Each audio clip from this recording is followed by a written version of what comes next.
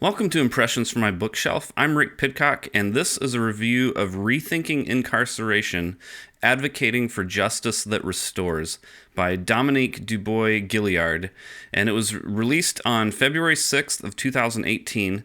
This book received the 2018 IVP Reader's Choice Award.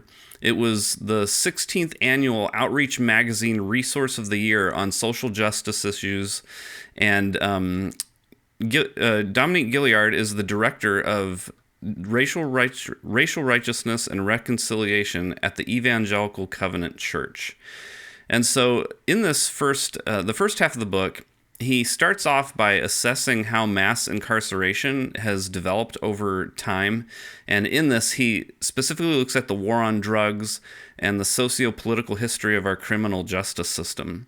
He looks at things like institutional racism, classism, the privatization of the prison system, and how that has led to a financial profiting from mass incarceration.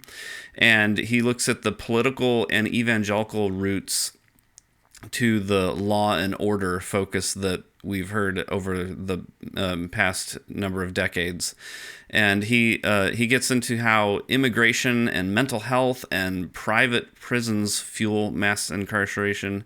And then he closes out with a description of the juvenile justice system, as well as the school-to-prison pipeline. And these are all systemic issues that have a grip on the soul of our society, and yet they are issues that white conservative evangelicals have repeatedly denied are a problem. And in fact, they even, especially recently, have made an effort at warning people against looking into these things. And so, for me, the question is really become, why do these systemic injustices exist? Where did they come from? And why is white conservative evangelicalism so threatened by admitting they exist? And so in the second half of the book, he begins to address some of those issues. So he starts off on a more positive note by showing some ways that the church has done well as some opportunities for improvement with the church's relationship with those behind bars. And then he talks about how prison chaplains have shaped prison culture, discipline, and punishment that is used in the prison systems.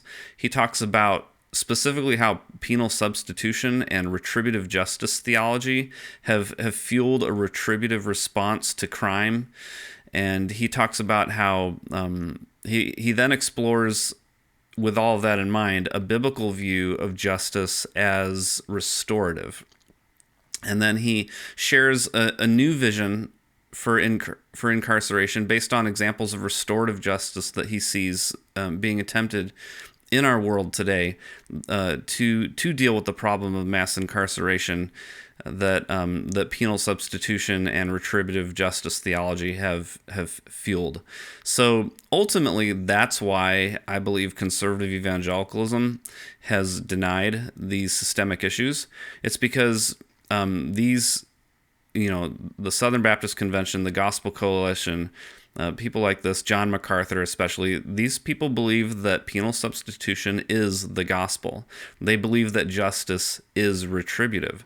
So to accept the undeniable evidence of systemic injustices that these theologies have fueled would be to bring their fundamental understanding of the gospel into question.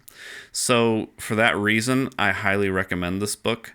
It is a necessary historical and systematic theological analysis that evangelicalism really needs to come to terms with if it wants to do what Jesus called his followers to do, which is to proclaim good news to the poor, to bring freedom to the prisoners, and to set the oppressed free, and to proclaim the year of the Lord's favor.